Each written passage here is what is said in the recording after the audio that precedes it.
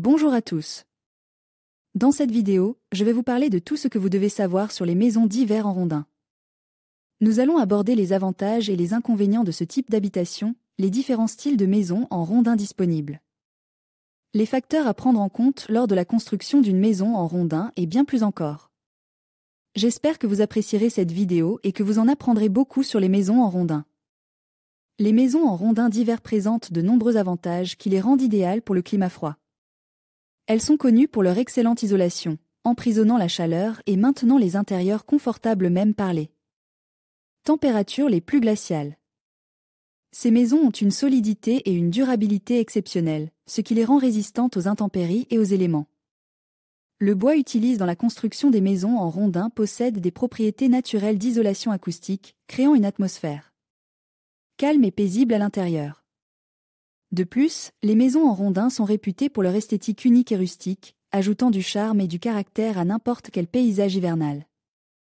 Le choix du type de bois pour une maison en rondins d'hiver est crucial pour garantir l'isolation et la durabilité. Le pin est l'option la plus courante, connue pour sa résistance et sa durabilité. Le cèdre est une autre option populaire en raison de sa résistance naturelle aux insectes et à la pourriture. L'épaisseur des rondins est un autre facteur important à prendre en compte. Pour les climats hivernaux rigoureux, une épaisseur de ronde de 21 cm est recommandée. Les maisons en rondins d'hiver existent dans une grande variété de conceptions, allant des chalets confortables aux demeures spacieuses. Pour les petites familles, une maison en rondins à un étage peut être une option idéale, offrant un espace de vie compact et confortable. Les maisons en rondins de plein pied sont pratiques et nécessitent moins d'entretien. Pour les familles plus nombreuses ou ceux qui recherchent plus d'espace, des maisons en rondins de 2 étages ou même de 3 étages peuvent être envisagées. Ces maisons offrent des espaces de vie plus spacieux, plusieurs chambres et des commodités supplémentaires. Les maisons d'hiver à étages simples en rondins sont de taille modeste, offrant généralement entre 1 et 2 chambres. Elles sont idéales pour les couples ou les petites familles et sont relativement peu coûteuses à construire. Les maisons d'hiver à étages doubles en rondins offrent plus d'espace, avec généralement 3 chambres ou plus. Elles sont adaptées aux familles plus grandes et peuvent inclure des commodités telles qu'un sous-sol, une véranda ou une mezzanine.